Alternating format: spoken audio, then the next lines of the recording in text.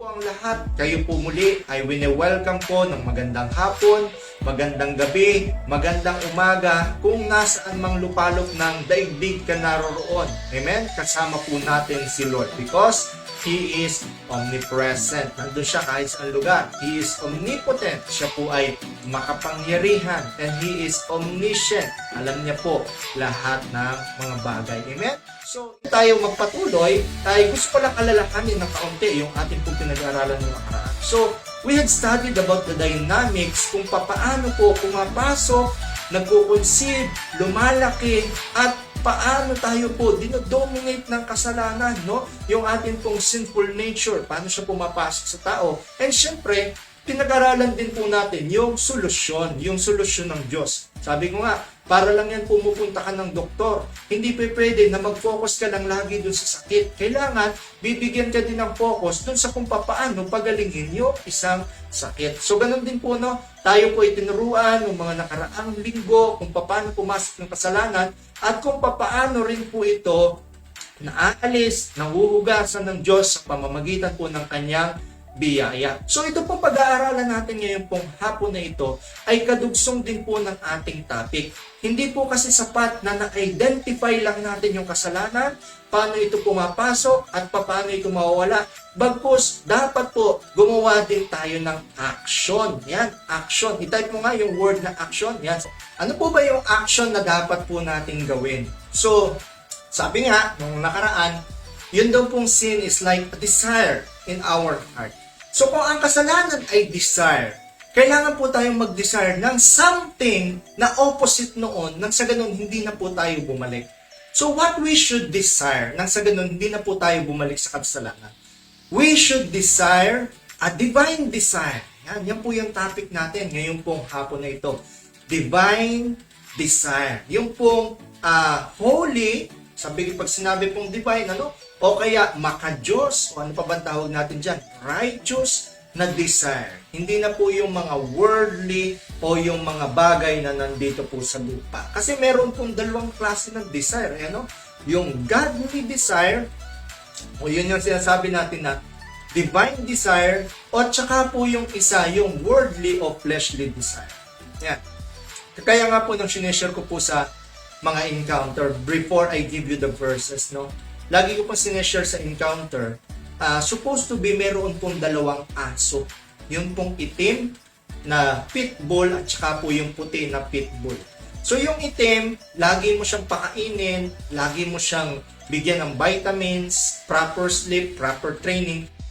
Tapos yung tira-tira lang, painom, isang beses lang kumain sa isang araw, give them 10 days. And then, pag-awayin mo sila, paglabanin mo sila, sino po yung mananalo?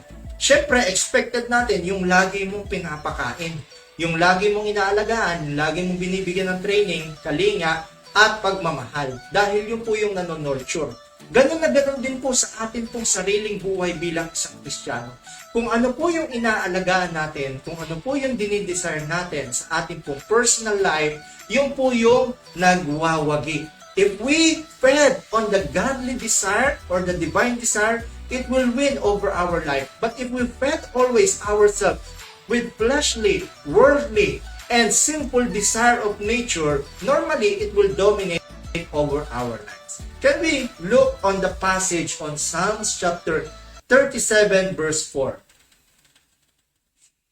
Psalms chapter 37 verse 4. Sabi po dito, delight yourself to the Lord, and He will give you the desires of your heart. Yan, lagi kong naaalala po yung isa kong disciple na umuwi na po ng Pilipinas. Tinatanong niya sa akin, Pastor, totoo ba na lahat ng desire ng puso ng tao ay ibinibigay ng Diyos? Kasi sinabi dito sa passage, Psalms chapter 7 verse 4, na yung lahat daw ng desire ibibigay ng Diyos. Pero sabi ko, wait, kita mo yung unang passage. Delight yourself to the Lord. Ano po ibig sabihin nito? If you delight yourself to the Lord, parang biscuit, delight. If you will delight yourself to the Lord, you will never ever desire ng isang bagay na against in His will. Amen po ba? So you will desire always yung kung ano po yung desire din ng Panginoon. Tama po ba? So let us look also in Matthew Matthew chapter 6 verse 31 to 33. So if you don't have your Bible with you, I will read it and you can see it on our screen. Sabi dito sa Matthew chapter 6 verse 31 to 33, don't ever worry and say, what are we going to eat? Or what are we going to drink? Or what are we going to wear? Everyone is concerned about these things, and your heavenly Father certainly knows you need all of them. But first, be concerned about His kingdom and what has His approval, then all these things will be provided for you. Sinabi po ng Panginoong Jesus, mga kapatid, the Lord Jesus Christ is the main and the only speaker here. Matthew siya po yung sumulat, pero the speaker at that time is the Lord Jesus Christ sa kanya pong mga early teachings. Na sinabi niya, alam na daw ng Diyos yung kailangan mo. Yung pera, pananamit, protection, lahat yan. Given yan. Come on. Hindi ka lilikhain ng Diyos dito sa daigdig kung hindi niya alam yung iyong needs. Prior before you, na ilagay ng Diyos dito sa daigdig, alam na niya na kailangan mo lahat ng bagay na yan. That's why you must not desire for that. Because God already knew na kailangan mo yan. But what you must desire, i-desire mo daw yung kanya pong kaharian. Kaharian, kingdom. Can you type the word kingdom ngayong oras na ito? Yan. Sino dito yung nagde-desire sa kingdom of God? Yan. Kung desire mo yung kingdom of God, yan, ibig sabihin, gusto mo yung mga bagay na para kay Lord. Eh ngayon pa lang, dapat sinishare mo yung gawain natin. Sinishare mo kasi about ito sa kingdom of God. O baka hindi ka pa nagsishare. O out ka muna ng saglit doon sa yung sa ating video box. Then share it on your timeline. Post it on your group, chat group sa mga kaibigan mo. Part yan ng desire ng kingdom of God. Amen? And then pagkatapos, sabi doon, that all of these things will be provided for you. Sabi po sa ibang version, righteousness. Dito naman sa version na binasa natin is approval. Yung ma-approve mo si Lord. Pagka na-please mo si Lord, naku, hindi mo na kailangan hingin yung pananamit, yung mga bagay na yan, bibigyan niya ng pusa sa iyo. Unahin mo muna yung kingdom of gusto ng Diyos sa buhay mo, then automatically, these things will be added. Pag sinabing added, bonus na lang po yan sa buhay natin. Amen?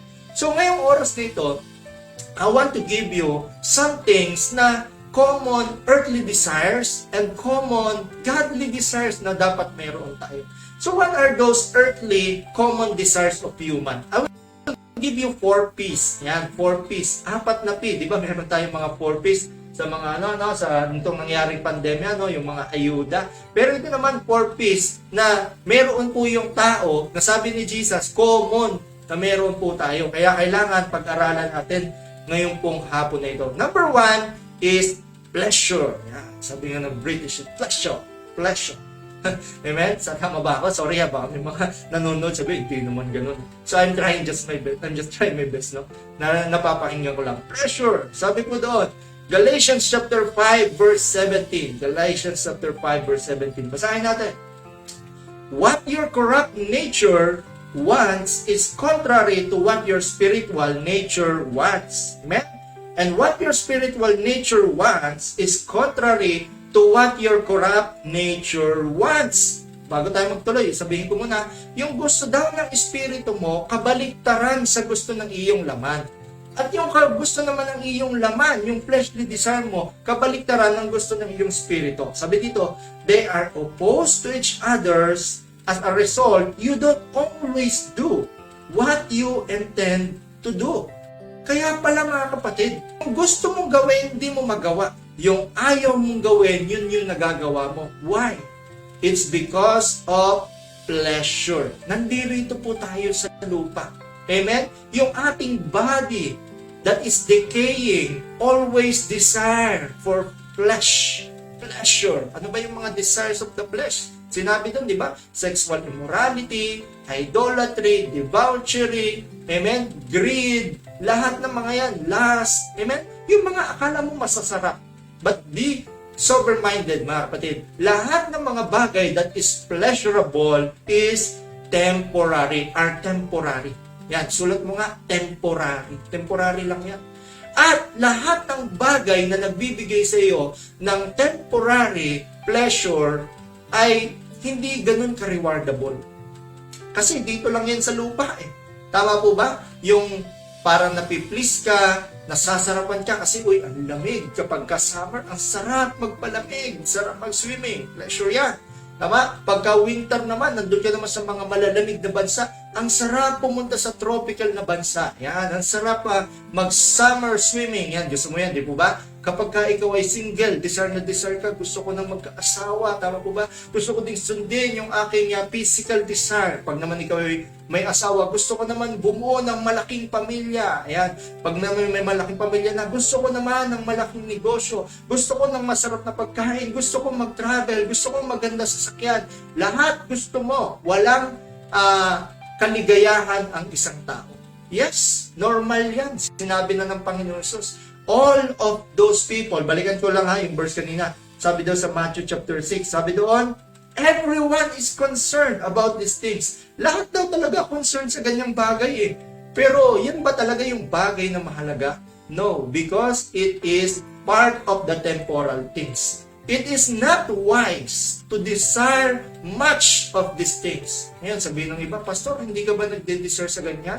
Of course, I am desiring for these things too. But we must know how to live a balanced life. Kailangan tandaan natin, mas lamang lagi yung spiritual because it is for eternity. At yung temporal, meron ka din pero dito lang sa lupa at dapat godly. Tama? Kung yung temporary things is like a grain of sand, yung eternal things is all of the sands in the earth. Baka mas sobra-sobra pa. Amen? So yung pleasure, it always gives satisfaction to our body and it is only temporal. Amen? Number 2, ano pa po? Yung isa sa mga example, yung 4 P's o yung mga bagay na common desires of human, no? Yung possession, ayan. Tingnan nga po natin sa Matthew chapter 6 verse 19 to 20. Yun daw pong pagmamay-ari. No, yung mga mga possession, may mga lupa, mga property, kayamanan, ginto, tama po ba? Ano pa? Lahat ng mga nakakasilaw sa paningin. Amen? Sasakyan. Sabi dito, Matthew chapter 6 verse 19 to 20. Stop storing treasures for yourselves on earth where moths and rot destroy and thieves break in and steal. Instead, store up treasures for yourselves in heaven where moths and rust don't break in and steal. Ayan mga kapatid, no? So ito palang possession, ito palang mga pagmamay-ari sa lupa ay parang kagaya din po ng pleasure. Nawawala din. Amen? Yung isa kanina, yung pleasure, yung feeling, yung pakiramdam na, uy, saya, ang sarap. Ito naman, material thing. Amen? Possession. Na which is temporary lang din. Dito lang po sa lupa. Kahit gaano kaganda yung bahay mo, kahit gaano kagmahal yung kotse mo, still, tama po ba? Hanggang dito lang yan sa lupa. Ngunit sinabi ng Panginoon, ang ipunin mo daw yung mga kayamanan na nasa langit. Paano kaya, Pastor, makapag-ipon ng kayamanan sa langit? Serve the Lord by serving His people. Amen po ba, mga kapatid? Naalala ko, meron niya akong lagi nakikitang video sa Facebook. Sabi niya, you can buy a house but not a home. Yan. Pwedeng may bahay ka pero walang home, walang pagmamahal. Amen? You can buy a food but not an appetite. Pwede kang masamang pagkain. Lahat naman bawal. Wala kang gana. Walang panlasa. Walang pang-amoy. Amen? You can buy a bed but not a sleep. Pwede kang makabili ng higaan pero hindi ka makabili ng tulog. Amen? You can pay for the best doctors, physicians all over the world, but you cannot pay for someone who can carry your own disease. Pwede mong bayaran lahat ng mga magagaling na doktor, pero hindi ka pwede magbayad na sila yung maggawa ng disease o magbury ng disease para sa iyo. But I have good news to you. Someone carried for your disease, and that is the Lord Jesus Christ. Someone carried for your own sins, someone carried for your own debts, and that is the Lord Jesus Christ. And we will go on to that later dito po sa ating topic. Amen? So, possession. Pagmamay-ari. Lahat ng mga bagay nandito sa lupa. Isa yan sa dinidesire natin. Magandang damit, magandang mga sinturon, makakapal na wallet. Tama po ba? Amen? Dati-rati, ang sweldo mo lang naman sa dirhams, 2,000. masaya ka na, praise the Lord ka na, nagtatides ka pa. Pero nung binigyan ka ng mas malaking sahod, para sabihin mo, lumaki yung sahod ko, lumaki din yung gastos, Lord. Kulang. Sino yung ganyan lagi? Yung parang lagi kang kulang. Ayan. Amen? We must know how to be grateful to the Lord on what we have. Amen? Number three. Position or title. Yan, position or title. Lagi daw po itong dinideserve yung mga tao. Yung posisyon. Yung gusto, lagi siyang nandun sa mataas. Lagi siyang nire-respect. Lagi siyang sinasaluduhan. Lagi siyang binabawan. Laging nanginginig yung mga tao pag siya yung nagsasalita. Gusto niya lagi yung merong trembling yung mga tao sa kanya. Sino po yung ganyan? Nasa Bible pala yan. Sinabi din ng Panginoon Jesus. Matthew chapter 20 verse 27 to 28. Matthew 20, 27 to 28. Sabi dito, whoever wants to be most important among you will be your slave. What? Sabi doon ng Panginoon Jesus, kung sino daw yung gusto maging importante, yun daw yung maging slave. Akala natin sa kumpanya, di ba, yung mga hindi importante, yung mga janitor, yung mga mabababa yung sahod. Sorry not to look down on janitors, no? I respect them the most. Kailangan natin sila. I'm just giving an example kasi ito po yung nangyayari, ano? So, yun daw mga gustong maging important, dapat maging slave or servant. Pagdating sa 28, it's the same way with the Son of Man. He did not come so that others could serve Him. He came to serve and to give His life as a ransom for many people. Ito na nga yung sinasabi ng Panginoon Jesus. Huwag kayong maging gusto niyo lagi yung posisyon. Gusto niyo lagi nasa mataas. Amen? And even sa church, nangyayari yan. Tama, gusto niya lagi, siya yung mataas, siya yung mayroong doctorate, siya yung mayroong masteral, yung pinapahaba mo yung pangalan. Tama po ba? Nangyayari yan sa akin dati. Ako po, nagtrabaho ako as baggage counter sa SM Department Store. Yan, nakaya, I'm proud, ha? And kung hindi nyo alam, yung pastor nyo, bago ako mag full-time pastor dito sa UAE, I'm working as a merchandiser. I'm not ashamed. Marangal na trabaho. I'm proud of that. Amen po ba? Kasi nga, walang posisyon, no? Pero hindi tayo pinag-stay ni Lord ng matagal doon. Ngayon, servant naman ako ni Lord. So, nung ako pinagtatrabaho sa Pinas, balik na ako, no, sa SM. Meron akong dalawang customer. Nagdalagay po sila ng bag nila. And yung isa nagsulat ng pangalan. Sinulat yung pangalan niya. Pinagalitan siya ng kasama niya. Sabi niya, ilagay mo yung sa unahan yung kernel. Ilagay mo yung kernel. Sabi niya, bakit? Para ingatan yung bag mo. Sabi niya, napatawa na lang ako sa sarili ko. Ilagay mo kernel ganito sa umpisa para ingatan yung bag mo. So isip-isip ko, we are treating everyone the same. Kahit pa anong bag yan, kahit pa yan ginto, kahit pa yan we are treating everyone the same. At the end, it is our responsibility. Tingnan niyo mga kapatid, no? We are always looking and gaining and wanting for position. But the more that we are asking and wanting for position, the more na tayo po ay hindi na-fulfill. Yung posisyon, yung paghahanap ng posisyon, para po yung pag-inom ng soft drinks o ng matamis na juice kapag ka ikaw ay uhaw na. The more na umiinom ka, the more na ikaw ay mauuhaw kalaunan. Amen po ba mga kapatid? So position or title. And last, pang-apat po, yung power and yung personalities. Yung yan, kapangyarihan. At saka po yung kasikatan, fame. Gusto mo laki, sikat ka, trending ka. Amen? 1,000 views, 1,000 followers. Tama po ba? Yung post mo, daming nanonood, ang daming nagla-like. Amen? Buti sana kung word of God, si Lord yung nalilift up. Gusto mo, yung maputi mong kilikili, nakikita ng buong mundo. Yung pagkain mo na ang sarap. Amen? Naiingit mo yung iba. Wala namang masama kung happy ka. Pero you must always look for your intention why you are doing that. Amen? So, power and personalities. John chapter 12 verse 43. Sabi dito, John chapter 12 verse 43, they were more concerned about what people thought of them than what God thought of them. Sabi ng Panginoon Jesus, no? Yung daw mga Pariseo, yung mga religious people na kasabay niya dito po sa daigdig nung siya po ay namuhay, mas iniisip palagi nila yung sasabihin ng iba kaysa sasabihin ng Diyos. Sino po yung ganyan sa atin? Amen? Yung mas concern ka na wag ma-offend yung kaibigan mo kaysa wag ma-offend si Lord. Tama po ba? Amen? Pagka mag-share tayo po ng mga kung ano-anong kalokohan sa Facebook, Basta may approval ng kaibigan natin, nila-like nila, oy, ayos yan. Tama po ba? Inuman, mga babae, bisyo, droga, ayos yan. Tama po ba? Like na like nila. Pero pag word of God, wala nagla-like, parang sama yung loob mo, ay, ayaw nila. It's also power and personalities. Amen? Sino po dito sa buhay mo, yung okay lang ma-open ko yung iba, wag lang ma-open ko si Lord. Amen? Takot tayo lagi ma-open ang tao sa buong mundo.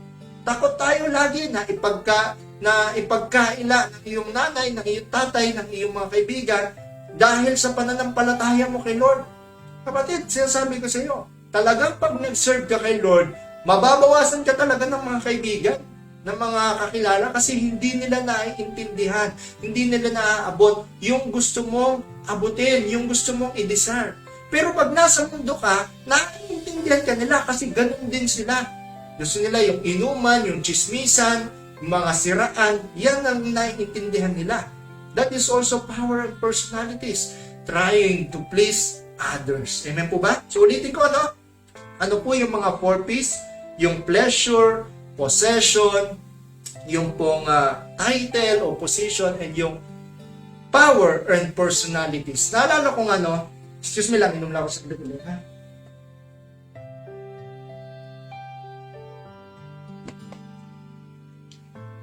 Naalala ko mga kapatid, nung lagi ko din sinishare, yung isa po si Alexander the Great before he died, ay tinawag niya po yung kanyang physician. Sabi niya, before I died, I want to have some request to you. Sabi niya, sige, ano yun? Sabi niya, pag ako ay namatay, gusto ko, ikaw ang magbubuhat ng aking sariling katawan. Okay? And then, gusto ko yung aking mga kayamanan, ilagay nyo lahat sa kalsada. Okay? And gusto ko, pag ako nakamatay, yung dalawa kong kamay nakalabas sa kabaho. Sabi niya, okay. Pero, I just want to ask you, why? Bakit gusto mong gawin ko yun? Sabi niya, because gusto ko malaman nila na no physician, no doctor can carry a disease of anyone, of someone. Okay. And then gusto kong makita nila na wala kang madadalang sariling kayamanan sa iyo pong buhay. Lahat yan matatapon. Okay. And gusto ko rin makita nila na walang sino mang dakilang tao dito sa mundo ang nagtagumpay sa kamatayan. Amen po ba mga kapatid? Ganun pala yun.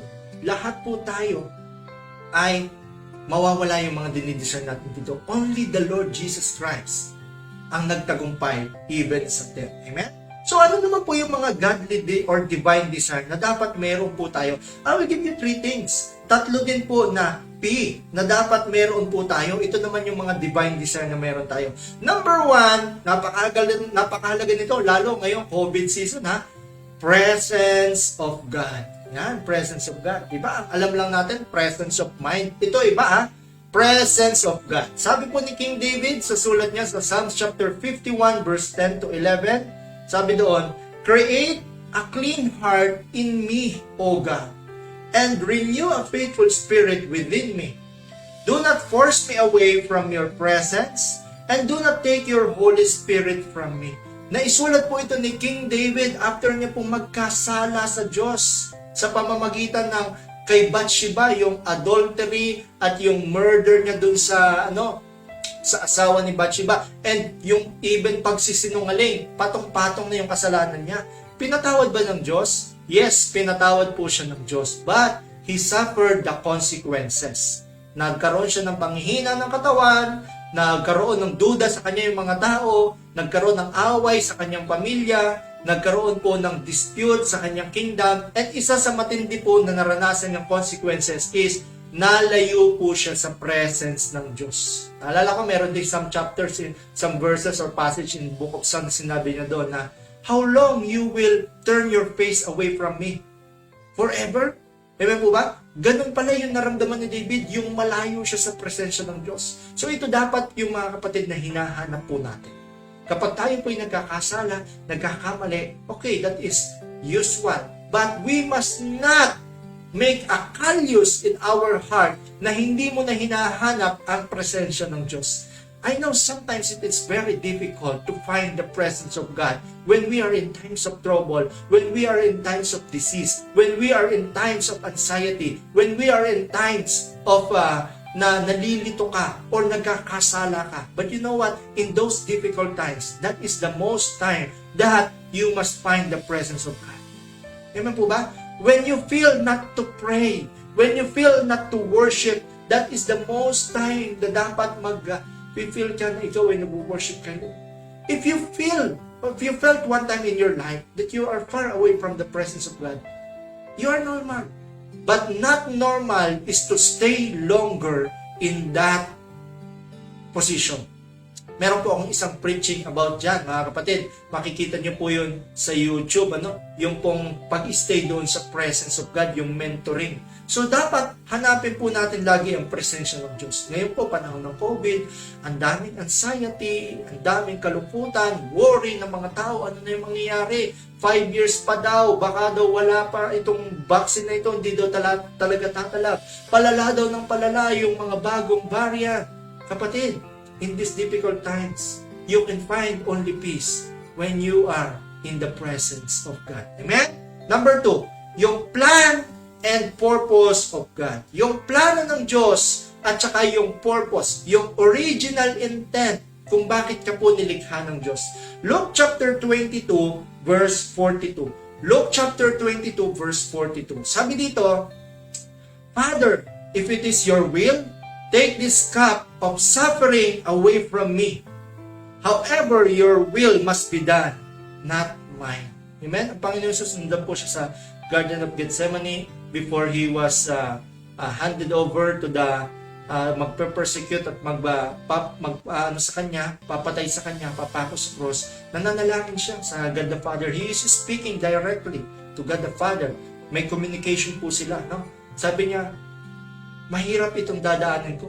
Yung cup na ito na iinumin ko, mapait yung saro na ito. Ganun kasi sa kanila, sa culture ng mga Israelite, yung mga kriminal pinapainom ng cup na mapait, na alak or abdo para part ng suffering. Pero sabi niya, kung loloobin mo, hayaan mo itong mangyari. Huwag yung kalooban ko maganap. Wow! What a powerful prayer! You know what? It is powerful also in our life. It is very dangerous, but it's powerful. Why very dangerous? Kasi minsan ang hirap po na ipanalangin yan. Kasi lagi yan taliwas sa gusto natin mangyari. Lord, gusto ko tong tao na ito, gusto ko tong trabaho na ito, gusto ko itong gantong mangyari, gusto ko tong bahay na to, gusto ko tong sasakyan na to. But wait, is that what God wants in our life? Is that His plan? Is that His purpose? Alam mo mga kapatid, paano mo malalaman na kung yung pinagpe-pray mo ay ayon sa kalooban ng Diyos? Number 1, if it is according to the Word of God. Kung hindi nagko-contrary sa Word of God. Pangalawa, God will always give you peace in your heart.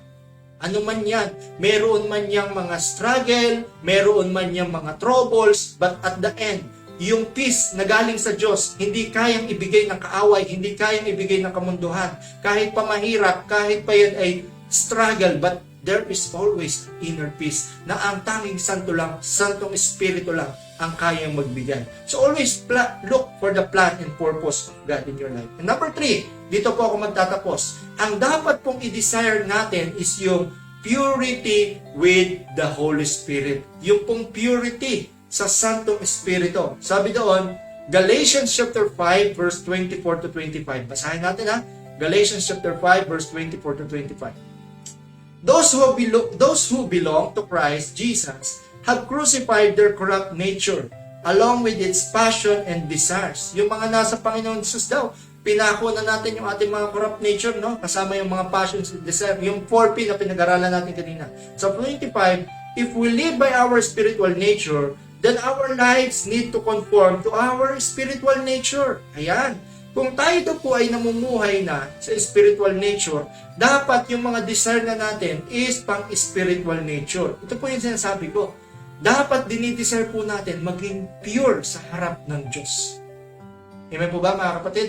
Kahit di ka ganun kayaman, kahit nawalan ka ng trabaho, nawalan ka ng negosyo, pero kung ang dinidesire mo is purity in the eyes of God, yung matupad mo lang kung ano yung pinapagawa ng Diyos, dun pa lang mayaman ka na.